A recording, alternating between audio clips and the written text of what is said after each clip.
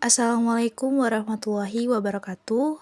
Saya Risma Dwi Puspitaria dengan NIM 230102110015 akan membahas mengenai proklamasi sebagai titik awal penegakan hak bangsa Indonesia.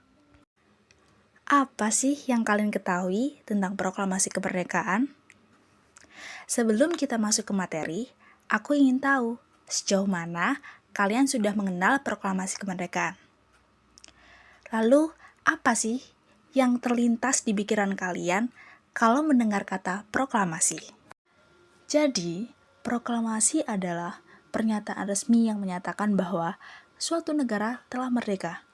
Dalam konteks Indonesia, proklamasi merujuk pada peristiwa penting pada 17 Agustus 1945. Ketika Soekarno membacakan teks proklamasi di Jakarta dan menyatakan bahwa bangsa Indonesia telah merdeka dan juga berdaulat. Mengapa proklamasi itu penting? Jadi, Indonesia dijajah oleh Belanda selama lebih dari 3 abad. Kemudian dijajah oleh Jepang selama 3,5 tahun. Selama masa penjajahan, rakyat Indonesia tidak memiliki hak untuk menentukan nasib sendiri. Mereka dipaksa bekerja, dilarang berpendapat, bahkan mengalami kekerasan dan juga kelaparan. Namun, semangat kebangsaan tumbuh sejak awal abad ke-20.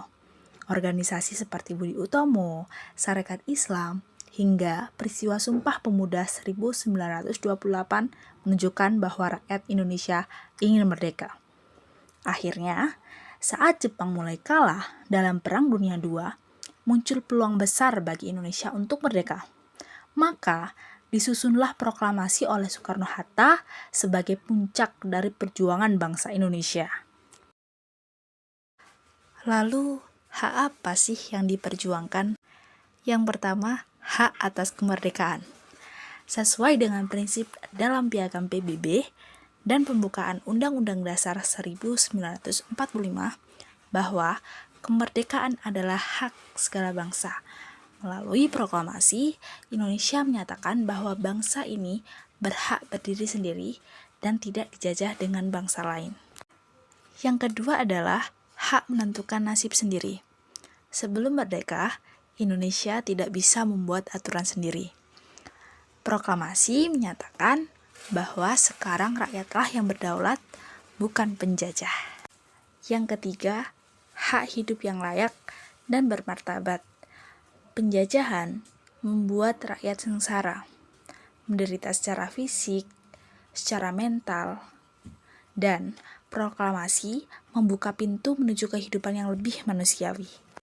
Yang keempat adalah hak politik dan hak bernegara. Setelah proklamasi menyatakan bahwa kekuasaan ada di tangan rakyat, Indonesia mulai membangun sistem pemerintahannya sendiri, mulai dari presiden dan wakil presiden dipilih oleh rakyat. Kemudian disusunlah Undang-Undang Dasar 1945 yang menjadi dasar hukum negara. Lalu, apa sih yang terjadi setelah proklamasi? Yang pertama, di bidang politik, Indonesia membentuk pemerintahan, memilih presiden dan wakil presiden, menyusun undang-undang dasar, dan juga membentuk lembaga negara. Yang kedua, di bidang militer. Belanda yang ingin kembali menjajah sehingga terjadi agresi militer. Kemudian, rakyat Indonesia berjuang mempertahankan kemerdekaan melalui diplomasi dan juga pertempuran. Selanjutnya adalah di bidang internasional. Tidak mudah negara lain mengakui kemerdekaan Indonesia secara sah. Butuh waktu dan usaha agar negara lain mengakui kemerdekaan Indonesia. Selanjutnya, di bidang sosial dan juga ekonomi. Rakyat mulai membangun kembali kehidupan setelah masa penjajahan dan perang yang sangat melelahkan. Lalu, apa sih yang bisa kita teladani? Yang pertama, semangat juang dan pengorbanan. Kemerdekaan tidak datang dengan mudah. Banyak pejuang yang rela mengorbankan nyawa demi kemerdekaan. Yang kedua, persatuan dan kebersamaan.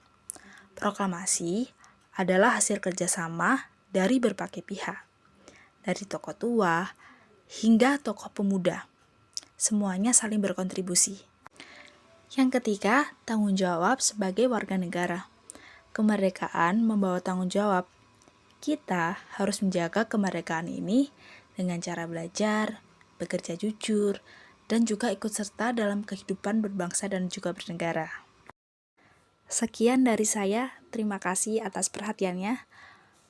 Wassalamualaikum warahmatullahi wabarakatuh.